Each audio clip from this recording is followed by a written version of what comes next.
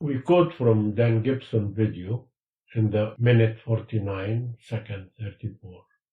He said, David Taylor, cultural commentator, said, the Umayyads fought against Ibn al-Zubayr and his companions, but after 40 days, news arrived that the ruling caliph in Damascus had died.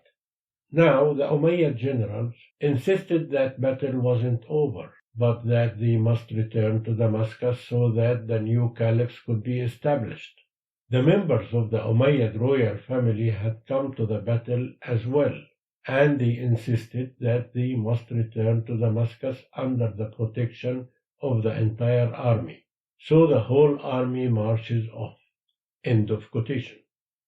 Dan Gibson selected not to tell us about the Battle of Al-Harra in Medina, that the army traveled from Medina to Mecca in few days, which would not be possible if the holy city was in Petra. Petra is too far. Now, Al-Tabari tells us that the Umayyad army besieged Mecca for 64 days, till they received the news about their Caliph Yazid's death. Following is the timeline as reported by Al-Tabari, Ibn Kathir, and Al-Azraqi. I'll mention the dates in Gregorian so the viewers can follow up. Al-Harra battle and ransacking of Al-Madinah was on 9 August 683. They are all in the year 683, so I wouldn't mention the year. Al-Harra battle and ransacking Al-Madinah, 9th August. The Umayyad army left Medina to Mecca. In their way, they buried their commander in Al-Qadid Valley and marched to Mecca on 21st September. Al-Qadid Valley is 132 kilometers north of Mecca and 980 kilometers south of Petra. Army traveled this distance in 3 days. Another proof, they traveled to Mecca and Hijaz, not Petra. We said the army left Al-Qadid Valley on the 21st September. They arrived and started the besiege of Mecca on the 24th September, 3 days after they left Al-Qadid Valley. Yazid, the Umayyad Caliph in Damascus, died on 10th November. The news of Yazid's death reached the Umayyad army on 27th of November. That made the siege and the fighting lasting for 64 days, not 40 days as Dan Gibson video told us. The Umayyad army leaves back to Medina in their way to Damascus.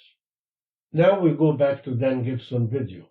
We get in the minute 50, second 6. The video said, the problem we face here is one of timing. The Islamic records are quite clear that when the Caliph died, his 13-year-old son ruled in his place. Al-Tabari volume 20 tells us specifically that his son survived only 40 days after his father died, before he too was killed. During this time, the armies from the holy city returned to Damascus. Now, a slow-moving army would have taken many days to cover the 1,400-kilometer track across the desert from Mecca in Saudi Arabia to Damascus in Syria. If the army were to move 20 miles a day, it still would have taken them 43 days. When added up the time the messenger took to bring the message, the time it took for the army to decide to return and get mobilized, and the 43 days march, there is simply not enough time. Mecca is too far away to be believable. However, if the holy city was Petra, then the distances will be drastically reduced. This problem of distances plagued Islamic history again and again. Mecca in Saudi Arabia is simply too far removed to fit many of the stories in early Islamic history. End of quote from Dan Gibson's video. As we've seen, Then GIBSON built all his analysis on, and I quote the video, Al-Tabari Volume 20 tells us specifically that his son survived only 40 days after his father died, before he too was killed. During this time, the armies from the Holy City returned to Damascus. End of quote. Before I comment, let us read what Al-Tabari wrote under the title Period of Muawiyah bin Yazid bin Muawiyah. He was sworn as Caliph after the death of his father Yazid on 14 Rabi' al-Awwal 64 after Hijrah. He did not rule long.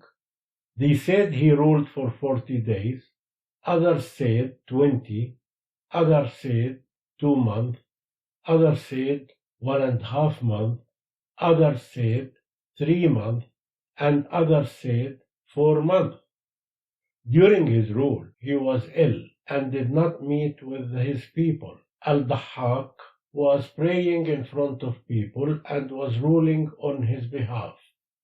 He died the same year at 21 and 18 days of age. Others said 19 years. Others said 20. Others said 23. Others said only 18. And some said 15. Only Allah knows. End of extract of Al-Tabari. Now, as we see here, the period of Yazid's son rule is not known really. Same with his age when he died. Why this is important? It is not at all.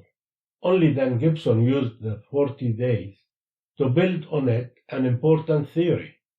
You cannot do that.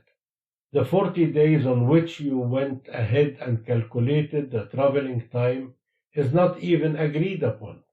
Al-Tabari told us, and told you as well, but you selected to ignore that. Al-Tabari said that it could be any period between 20 days all the way to 4 months. The 4 months are more than enough for the army to travel from Mecca al-Hijaz to Damascus, and even return to Mecca al-Hijaz if it wished. Never mind that.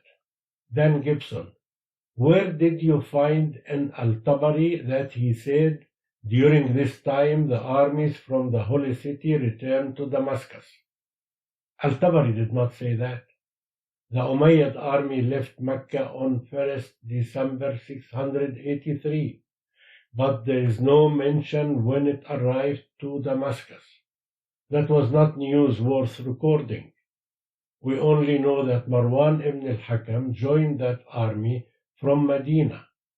Then we are told on 22nd June 684, 8 months after the army left Medina, he was sworn as the Umayyad Caliph.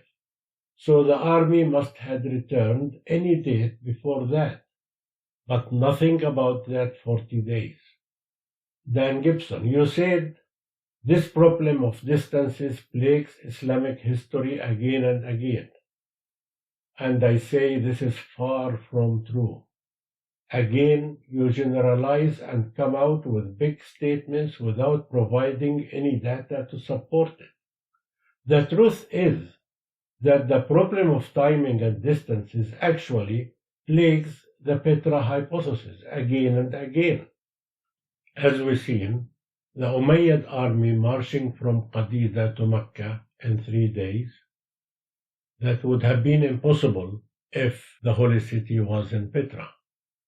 And as we will see again and again as we continue with this examination. We come here to the end of this episode, to be followed next episode when we look at Ibn Zubayr rebuilding the Kaaba in Mecca. Thank you for watching. Please share this video and subscribe to this channel. Wassalamu alaikum.